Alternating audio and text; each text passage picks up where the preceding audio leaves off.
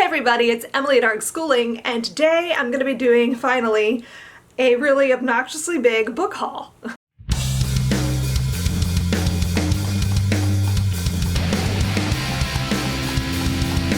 So the reason this book haul is so insane is that it's basically everything I've gotten since the end of March. There are books in this stack that are from my birthday.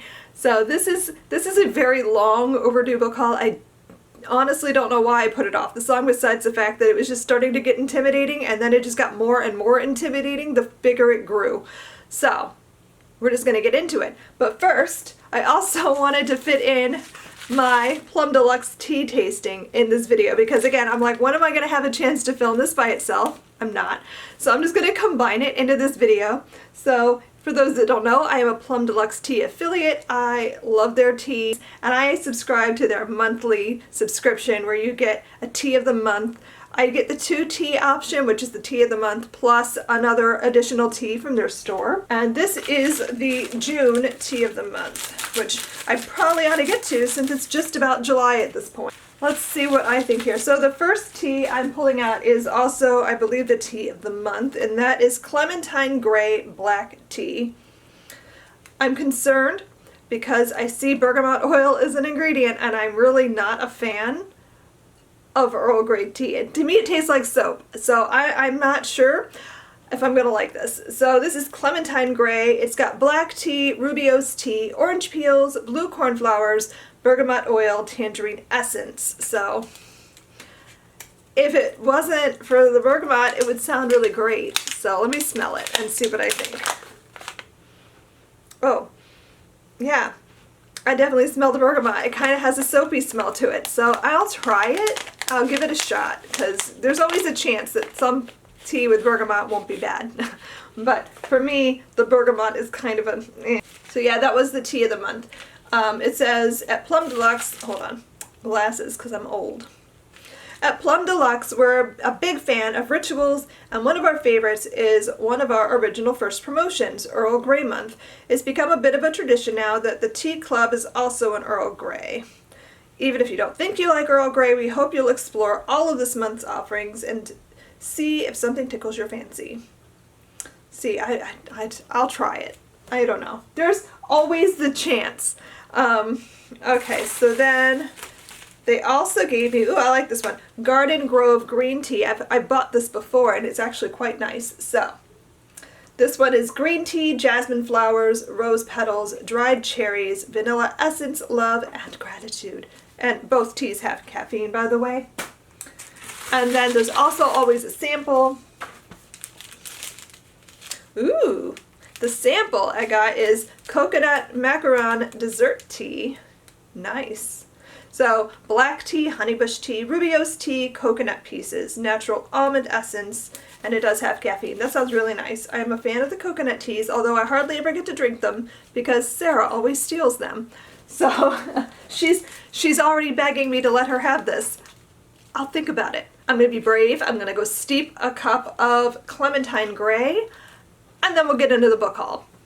Stay tuned. Tea is steeping, and now let's talk about books. So this is going to be literally in no order whatsoever. It's going to be chaotic. Some of these I don't really remember much about why I have them.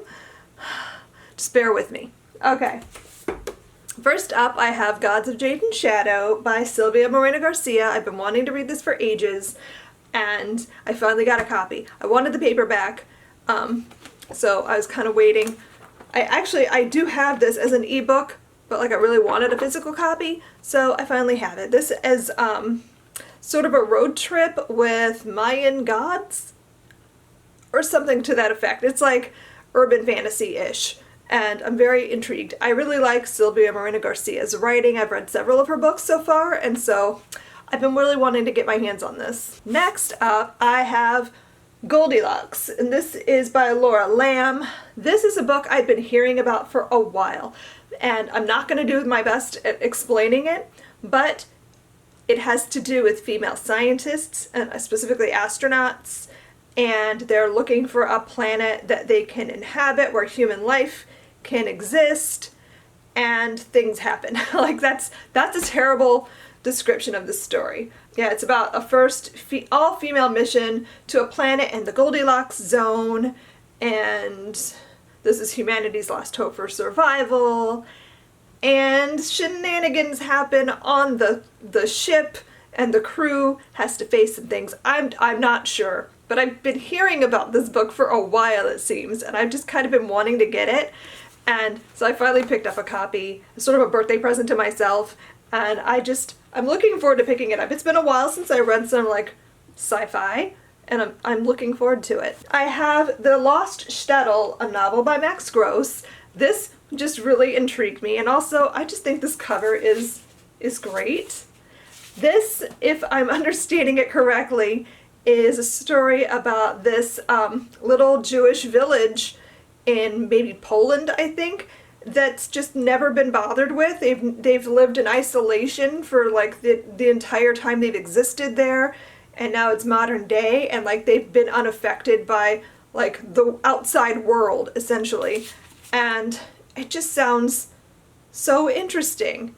It says they've been spared by the Holocaust and the Cold War, and its residents enjoy remarkable peace. They don't have cars. They literally live, it's kind of got a lot of The Village vibe. If you've seen the movie The Village, which I'm not going to like go into the details of that movie because that's not really what I'm talking about here, but anyway, that's what it made me think of, but like make it Jewish. And I just think it sounds really interesting, and I really want to read this. I have The Light of Days by Judy Battalion. So this is nonfiction about a group of women who worked in the resistance during World War II and the Holocaust, and it just sounds great. I love reading about like Jewish resistance in that time period, so I'm really excited.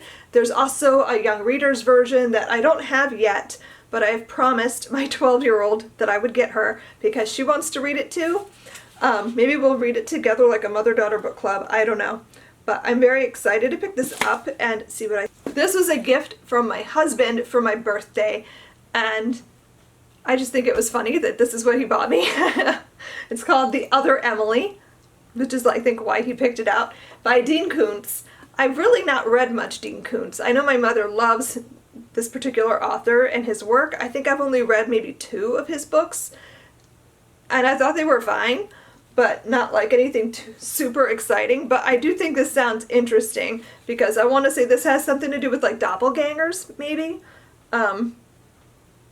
He meets a woman who like is like his wife. I think his wife has died.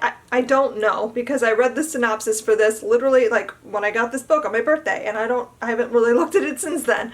But I think it has to do with doppelgangers, and it's a thriller. That's all I know. If you've read this, let me know if you think I'm gonna like it. I'm kind of like afraid to pick it up. Whenever somebody gifts me a book, I get nervous that I'm not gonna like it, and that will somehow reflect on what I think of their taste in things for me. I don't know.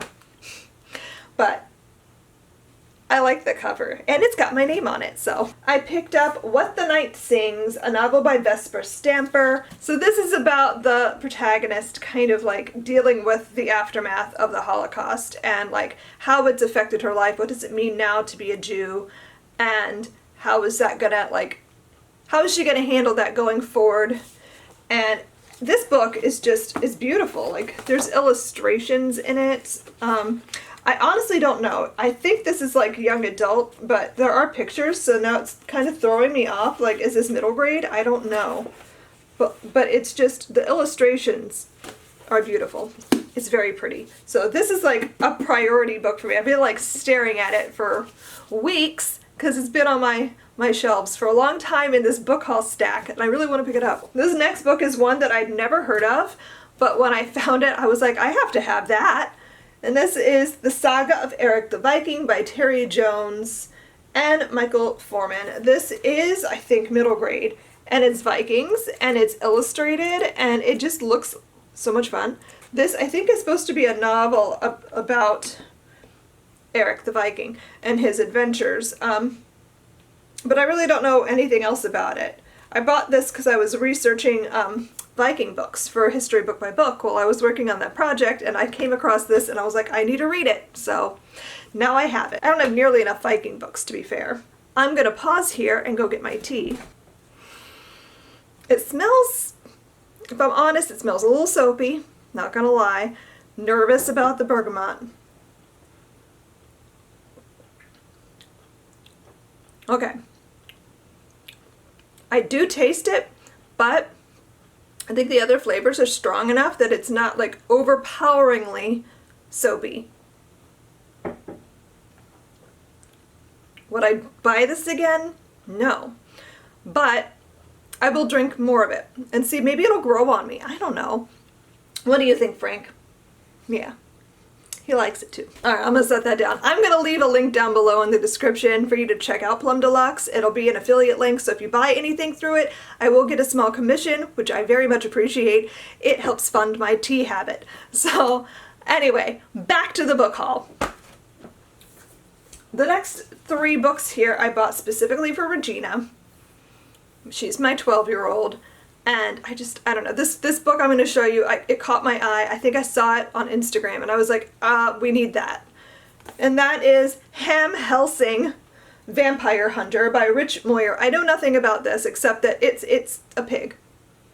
And if you know my 12-year-old at all, she went through a huge pig phase for like years where everything had to be pig related somehow. Obsessed with pigs. She's finally come out of that, but still really likes pigs. And so when I saw this, I was like, no way.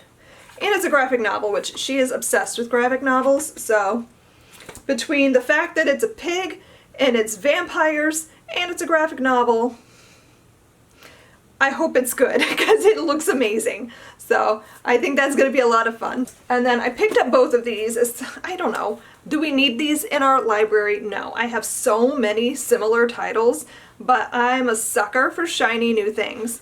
And so I bought these 2 big DK books. This one is How to Be Good at Science, Technology, and Engineering, and this one is How to Be Good at Math. I love stuff like this. I'm a big fan of DK. I'm gonna set the math one down. But like, they're just big, bright, like colorful, interesting books. I like the formatting, I like the layout, I like the range of topics. So like, they look great. This one is just exactly what it says. Lots of stuff about science.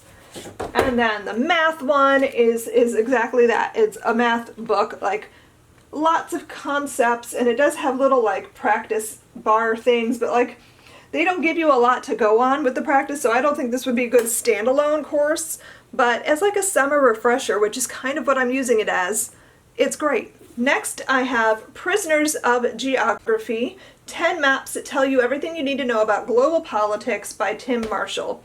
This caught my eye when I was researching things for Level 7. The update Level 7, if you don't know, for Build Your Library is a world geography-based year. And I was looking to see, like, are there any new books that have, like, recently come out or that maybe I just hadn't heard of that would be a good fit for that level. I don't think this is going to be it because I think this looks a little bit too mature, not like anything bad, but just like too adult for a middle grade audience to be able to enjoy. But I love stuff like this, so I'm excited to pick it up and read it and learn some things about global politics. After I read 1,000 Ships with the Artbook Book Club a couple months back, I really wanted to read something else by Natalie Haynes.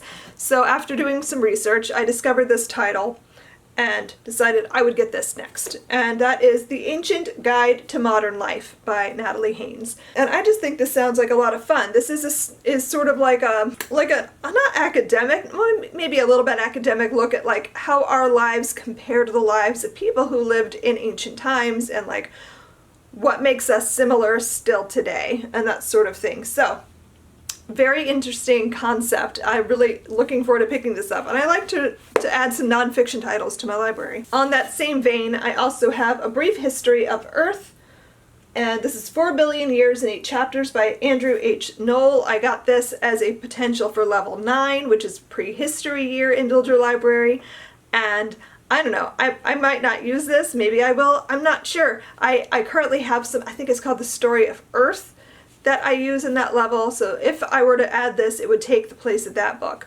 But I want to read it first and see if that would even work. It's a similar topic, so it's possible.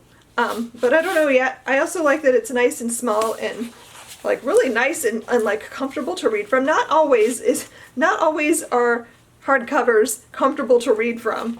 Frequently I would rather read a paperback, but like this is a really nice, I don't know, aesthetically pleasing book. Next I have The Ones We're Meant to Find by Joan Hay, and I'm slightly nervous now because I just watched Kayla from Books and Lala read this and did not enjoy it, and I was like, oh no, she's the one that like informed me that this existed and made me hype for it. So now I'm slightly concerned, but we don't always have the same taste in books, so I'm hoping that this is one of those moments that our tastes are different. But this I know is like science fiction, and it's about sisters, and that's really all I know, is that there's some kind of like global climate crisis happening in this book, relevant, and that sort of thing. So I don't really know what this is beyond that, but the cover is stunning. Like, is this not just art? It's beautiful. I'm obsessed. I have When the Ground is Hard by Mala Nunn, another book I picked up in my book research for History Book by Book. This is set in South Africa in the 1960s, and I'm just really excited to pick something up that's from a place that I haven't read a lot about in a time I haven't read a lot about. So yeah, this is about a 16-year-old at a boarding school in Swaziland. I think it's young adult. I think it's like her dealing with things going on in society and in this like microcosm of the school and that kind of thing. I don't really know, but I was just really intrigued, and the cover is gorgeous. Again, I love stuff like that. It's so pretty, so I'm hoping this is good. Along that same line, another book I found in my research was The Burning, Black Wall Street and the Tulsa Race Massacre of 1921 by Tim Madigan. And this is an adapted for younger readers version, and it's adapted by Hilary Beard. I have only read very little about the Tulsa Race Massacre. I read about it initially in Angel of Greenwood by Randy Pink, which I've talked about before. But I really liked that book, and it made me want to read more about this topic. So when I found this, I got excited, and I'm looking forward to picking it up. This is nonfiction, and it looks like it's very readable. I believe this is written for like a young adult audience. I'm not sure if I would hand this to a middle grade reader. Like, I would say 12 and up probably. My pre-order for this came like yesterday or the day before, I think. And this is My Contrary Mary. This is the new series by Cynthia Hand, Bertie Ashton, and Jodi Meadows. I really liked My Lady Jane. I've bought like every book that they've come out with since then, and I've only read My Lady Jane, which is about Lady Jane Grey, and it was so fun and cute and silly, and I've just been wanting to read all of them. And so when I saw they had a new series coming out, this one is the Lady Mary series, I think. I'm not sure if I'm getting the name right, but they're all books about Marys. And this one happens to be about Mary, Queen of Scots. And so I'm super hyped for this. I really enjoy reading about Mary, Queen of Scots. So, and also this cover. It's a reoccurring theme. All the book covers that I've acquired recently are just beautiful. Like, look how nice that is. It's so green and pretty. Next, I have A Sitting at St. James by Rita Williams Garcia. This is a book that I was really excited about, and I pre-ordered it, and I haven't heard like anyone talking about it. But I did start it. I'm a little ways in. It's a little bit slower than I was expecting, and I feel myself sliding into a reading slump, so I wanted to set this aside for a minute and read some other like faster paced, exciting things, and then come back to this later, because this is more of an introspective, like, not necessarily slow, but just like not a like fast-paced story. And this is to do with a family who is living in antebellum South, and you're following this wealthy woman on her estate, on her plantation, and her life and the lives of her son and grandson, and the people they have enslaved on their plantation. And so you're following like all these different perspectives of these different people who are living in this time and what society expects of them. And it has a lot to say about racism and that sort of thing. And Rita Garcia Williams is an author that I've read from before, but from like a middle grade perspective. So I'm really interested to read something of hers that she's written for, I think this is aimed at a young adult audience, but based on the little bit that I've read, I would argue that this is more adult than young adult. But I'm still, I really want to finish this because it was really interesting to read. And some of the characters in this I know I'm already like gonna love. I just need to like get my head in the right space so I can focus and read this. I need another sip of tea. Me and Frank, hold on. We have quite the running argument at my house right now because his name is Frank Booten because that's what my 12-year-old insisted. But Sarah insists that his name is Benjamin. So now it is Frank B. Booten. Frank Benjamin Booten.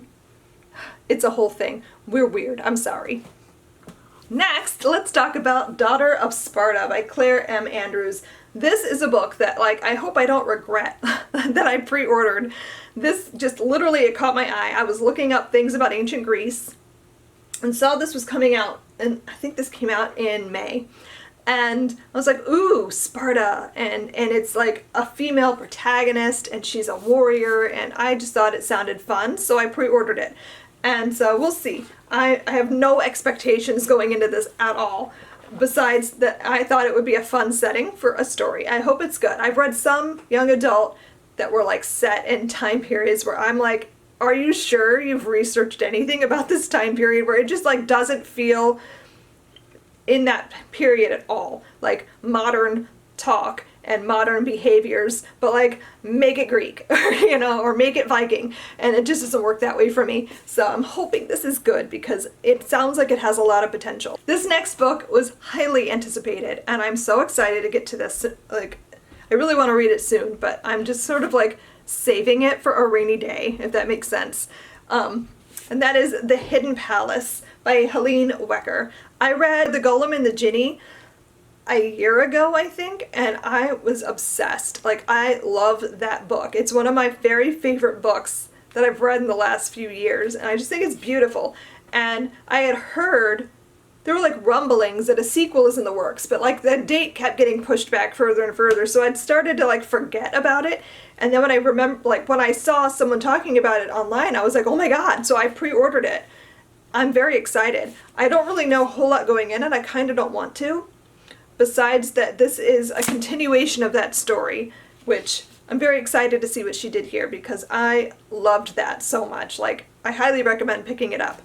So it's set in New York City at the turn of the century, and you're following Hava, who is a golem, which is like Jewish mysticism. And we're also following a jinn, which comes from like Arabian mythology and that sort of thing. And I just think it's such a cool concept. I love the storyline, and I can't wait to see what happens here. Another anticipated book is The Wolf and the Woodsman by Ava Reed. I've kind of been following like the build up to the release of this online for a while. I follow the author. So this is like a fairy tale-ish sort of story. I'm not going to say it's a retelling because I don't think it is, but it's got a lot of like Jewish mysticism and folk tales and stuff infused in this. And I don't really know what it is beyond that, honestly. Like, I kind of prefer going in blind for the most part. I don't want to know too much about a book before I start it, but I just find it very interesting. I'm always excited to find things that are like Jewish, like folk tales and folklore and fairy tale retellings and that sort of thing, so I'm really looking forward to picking this up.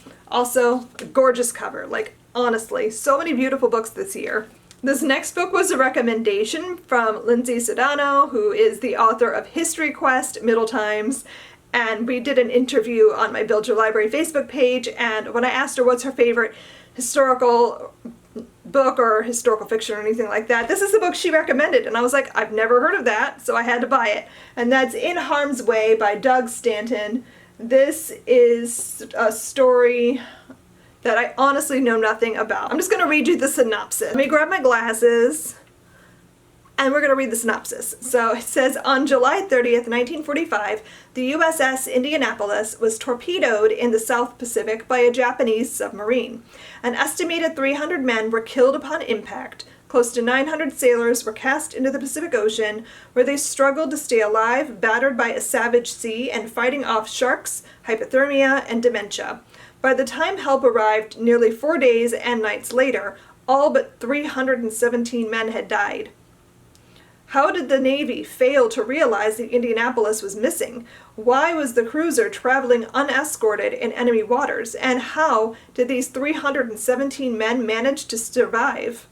Interweaving the stories of 3 survivors, the captain, the ship's doctor, and a young Marine, journalist Doug Stanton has brought this astonishing human drama to life in a narrative that is at once immediate and timeless. So, sounds awesome. Like, I love survival stories, and this one sounds really interesting. I've never heard of it, but apparently if you've seen Jaws, they mention this story in Jaws, which I have seen Jaws, but it's one of those movies that I know other people enjoy, but I just never did. So I always like start to daydream when that's on. I'm not paying attention. So, but apparently it's mentioned in that. I don't know. But anyway, I'm really excited to pick this up. I've had this book sitting in my cart for like 3 years, and I finally just went, why have I not bought this yet? And that is The Queen of the Night by Alexander Chee. This is like to do with the opera, I believe, in the 1800s in France. And I really don't know much more than that, but it's historical fiction, it's got music, and it's about Paris opera, and I don't know. It just sounds really cool. I really like the cover. I've just been really intrigued. I started following the author on social media, like when I heard about this book. I don't know. It just sounds like a neat read. I don't know much else though, honestly. If you've read it, let me know if you liked it. Sarah was telling me that I needed this book, so I went ahead and bought it. And that's Pachinko by Min Jin Lee. This is Korean history. I don't know like specifics, like what time period this is. I think this is like late 1800s and through World War II-ish. I'm probably getting that wrong. But I know this is like a family saga. We're following like different women throughout this family and like how their lives have been affected by the big changes that have happened in history. And I've been really wanting to read this for a while, and then Sarah read it and was like, why have you not bought this, Mother? So I bought it. We're like maybe halfway. I'm sorry, this is an endlessly long video. I apologize. I hope you have a snack. Next up, I want to talk about Luna by Ian MacDonald. This is Luna New Moon. I know absolutely nothing about this except that I saw Hank Green raving about it online and saying like he needs more people to read it so he has someone to talk to. And I was like, what is it? I don't know. So from what I understand, for the very vague information I read online, this is sort of like if Game of Thrones were set in space. So it has like a lot of like Dune vibes and like this like political intrigue and galactic space stuffs. I don't know. It's sci-fi, but it sounds like it also has some fantasy elements to it, and it just, I'm a sucker for some good political intrigue. I love a plot twisty tale, and this one sounded neat. And I know, like, Hank said it blew his mind, so I'm like, if it blew Hank Green's mind, then my brain probably can't handle it at all. But, like, I'll try. My 12-year-old is obsessed with the channel on YouTube, Geography Now. We watched a video fairly recently. He had a new video up talking about countries that are extinct. And he was basing this video on a book that he was given and was promoting. And so I was like, that sounds interesting. And Regina insisted I pre-order it because Geography Now said to, so I did. And that's an Atlas of Extinct Countries by Gideon Defoe, which is just one of those like coffee table or bathroom books. Like you can read short little snippets at a time. It's nothing terribly deep, but it sounds really cool. And I'm obsessed with geography and maps and like how countries are like born and disappear and come back and like change over time, and borders are always moving around. So I'm always fascinated by that kind of stuff. So this sounds like it's right up my alley. This next book I've already read, and I'm obsessed, and I want everyone else to read it too. When the World Was Ours by Liz Kessler is a very good potential for my favorite book of the year. Like, I loved this. This is, I would say, upper middle grade YA, because they do start out when the children are like 9 years old, but it goes through the end of World War II. So it starts in like 1936, and by the end of the story, they're all much older at the end of the war. This story follows 3 children who live in Vienna in the 1930s, following Leo, Elsa, and Max. Leo and Elsa are Jewish. Max is not. And at the beginning of this story, they're like inseparable best friends, and both boys are in love with Elsa, and like she knows like someday I'm gonna marry one of these guys, and it's just very cute and very sweet. And throughout the story we see how the war is affecting their lives, and so their paths all diverge. So we have one person who is able to make it out, and another person is in the camps, and then Max is the perspective of like a German, basically, because his father is high up in the Nazi SS, and they moved to Germany, they moved to Berlin, I think, and so we're seeing like how their lives are diverging throughout this war and how it changes them. And oh, this book is just like, it destroyed me. Like, I was sobbing by the end of this book. It was so good, so powerful. I loved how the author like intertwined these lives and showed like how different people coped or made it through or didn't. And I just cannot recommend this enough. I think everyone should read it. Next is another book that I'm like really want to pick up right now, and that's The Chosen and the Beautiful by Naivo. This is a Great Gatsby retelling, and in this story following Jordan Baker, 1920s Gatsby, queer, Asian protagonist. I'm so excited. I need this. I love The Great Gatsby. It's one of my favorite classics, which maybe I don't talk much about it, so maybe you guys didn't know that, but I've always thought it was a really good story. And when I'm aware that there's going to be a lot of like retellings in the very near future, because it's recently come into public domain, so there's going to be a lot of Gatsby retellings, probably not many good ones, but like, because I'm always going to compare, and Gatsby is great, so I'm not always a big fan of retellings, but this one sounds so interesting, and I'm really excited. Oh look, another Viking book. I forgot all about this one. I have Riddle of the Runes by Janina Ramirez. This is a Viking mystery. This is middle grade. I kind of bought it for Regina because we don't have a lot of books about Vikings on our shelves, and on her father's side, that is like way back, He can trace roots back to like the Normans and that sort of thing. So I'm always looking for things like that. So I don't really know anything about this though, besides it sounded cute.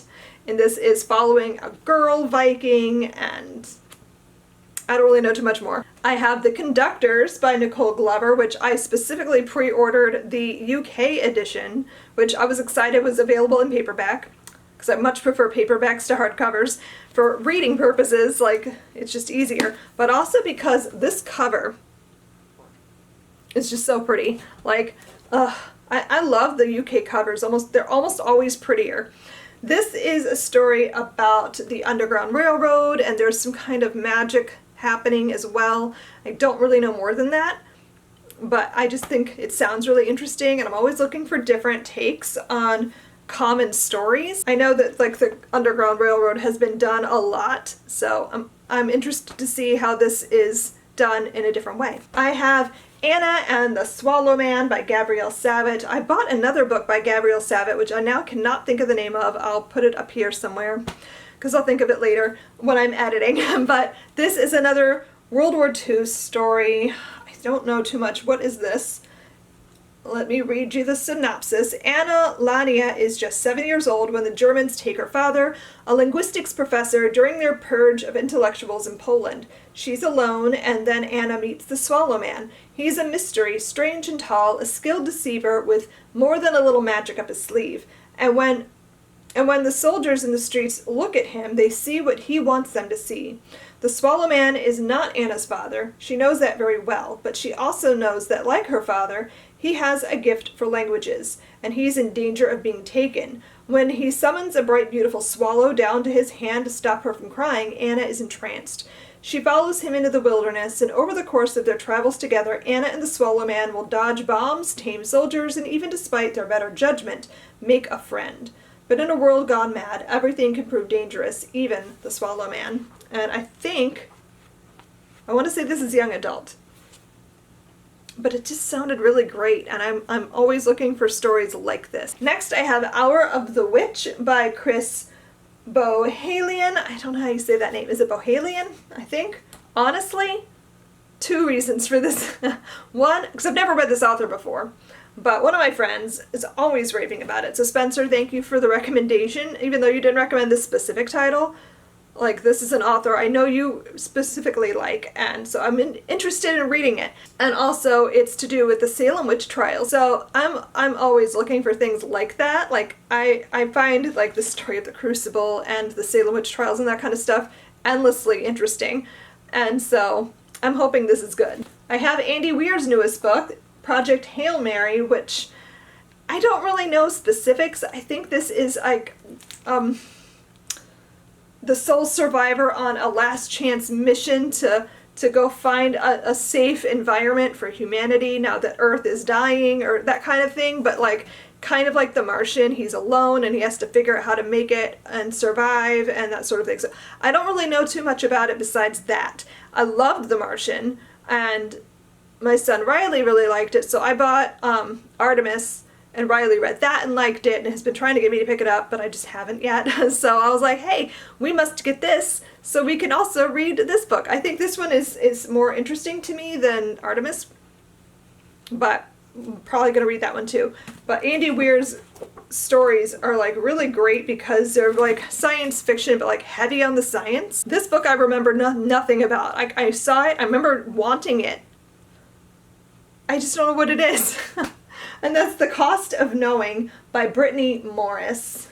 I think this has to do with like a guy who has like a psychic ability or something, and if he touches you, he can like see a moment in your future or something like that, and like sometimes he wants to help people, and I don't know if I'm talking about this correctly, but I think this is like a story about him like seeing a moment in his friend's future and like needing to save him from whatever it is that's about to happen, which sounds really interesting. And this is, again, young adult. I'm hoping this is good. I have the newest Wayward Children's book, Across the Greengrass Fields by Shauna McGuire. I have almost read all of them, so I still need to read Come Tumbling Down, and this is the book after that. I don't know what this is. Like, I don't know who we're following in this.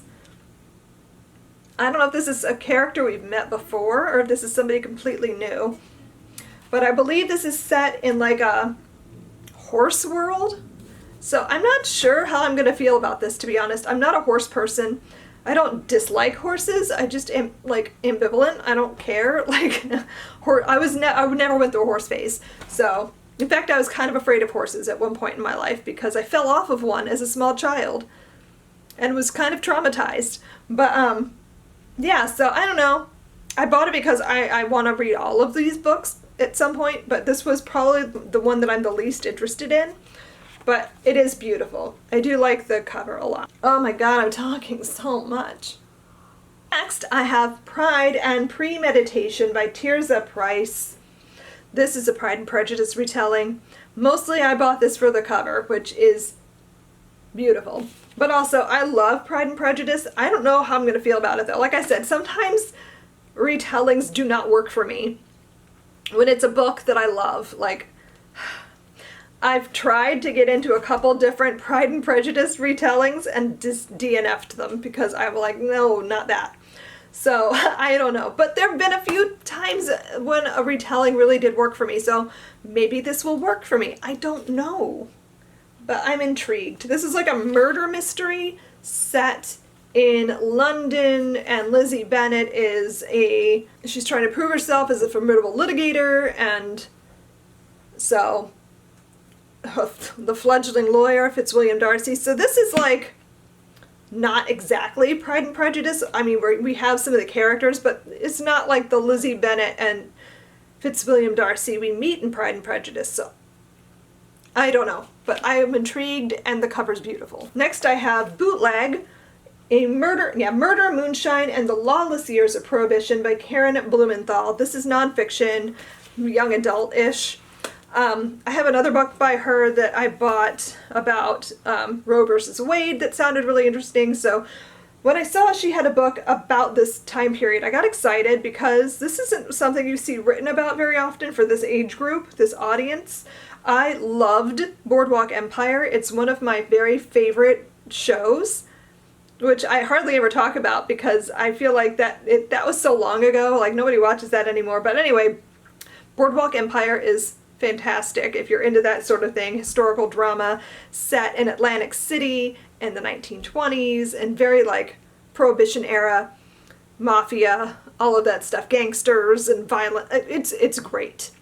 But so I was really interested to read this. I know like my family history, like my dad likes to talk about how his grandparents or whatever had like, they made their own moonshine and like the Jewish mafia and all of that stuff. I have The Silence of the Girls by Pat Barker. This is similar in idea to A Thousand Ships, which I really liked. And that is retelling of the Iliad through the perspective of different women who were affected by it. This is similar to that.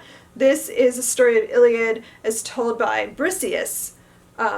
So I think we're mostly following Briseis throughout this book. So it's not like different perspectives. It's just her point of view in the story. And I've always found her the most interesting of characters in that story. So I'm really interested to see what I think of this. But I love Iliad retellings. See, sometimes retellings work really well for me.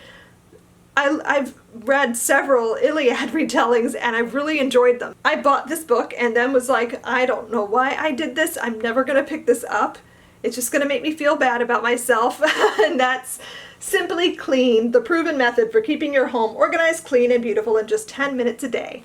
And this is by Becky Rapinchuk. And this was recommended in a couple different places. So I bought it because my house frustrates me endlessly. And I'm not good at keeping it clean. Like, I can keep it like clean. Like, we're not living in filth, but we have a lot of stuff. It's cluttered. We have too much stuff in a tiny house, and I don't know what to do about it. So I'm looking for like something to help me stay on top of it because it makes me feel crazy all the time. I can't stand piles of things, and I feel like all we have is piles. We have many piles. So I'm looking for help. I don't know if this is what I wanted or not though, because just like flipping through it, I got overwhelmed. So I don't know. I don't have a lot of time in my day to devote to cleaning. Like I always say, I can be a good housekeeper or I can run a successful business and homeschool. Like I can't do all three of those things at the same time. It's not possible. Last 3 books. Yes. Okay. First up, I have My Name is Selma, the remarkable memoir of a Jewish resistance fighter and Ravensbrück survivor. I heard her speaking somewhere. I'm not sure what I was watching. I think it was on YouTube. I heard her talking about her story and I thought it was awesome and I wanted to know more. This is about her experience in the resistance. There's a movie that I've talked about before called Black Book, and it's a Dutch movie, I think. I know it's subtitled. I think it's made in Holland, but I'm not sure. But that movie the story sounded similar to her life, so now I'm like, ooh, is this based on her loosely, or did they just not know that at all? I don't know. But it's about her like being a spy and infiltrating the Nazis, and it sounds really interesting, so I'm very excited. It's also really short. I expected it to be a lot longer, to be honest. So this is a high priority book for me because I just think it sounds awesome. I pre-ordered John Green's new book, The Anthropocene Reviewed. I'm not a big fan of John Green's novels. What did I read? I read The Fault in Our Stars, which was okay. And I think I started another one. I'm not sure which one it was, but I DNF'd it. And like, I'm not into that, but his nonfiction, I'm like obsessed with Crash Course. And so this is also a signed edition, which was very exciting. And this is his essays about like life and his thoughts on life in this time we live in. and it just sounds really fun, and I'm really excited to read it. And then finally, the last book I'm going to talk about today is Luck of the Titanic by Stacey Lee. This is a story following a girl, Valora Luck, who is on the Titanic. She's trying to leave England behind. She wants to make a new life for herself in America as a circus performer. Yeah, so she's a stowaway on the Titanic. She couldn't get a ticket, but she stows away on the Titanic so she can make this new life for herself when she gets to America, and it's her experiences, like, surviving the Titanic, I guess. Love Titanic stories. Very interested to see what this is and how it goes. I know a lot of people really like this author. I read something. What did I read? I can't remember the name of the book I read. Under a Painted Sky. I read Under a Painted Sky, and actually I DNF'd it. I didn't get that far in because it just wasn't doing anything for me. But I'm willing to give this author a second chance because it's Titanic, and I'm very interested to see what this is. So, maybe I'll like it. Maybe this will be the one that solidifies for me that Stacey Lee's writing is not for me. I don't know. We're going to find out. So, that was 40 books. I normally would try to lift this, but I think I might die if I tried to do that. I'm not sure. I'm going to have Sarah come over here and start handing me things, and we're going to see what happens.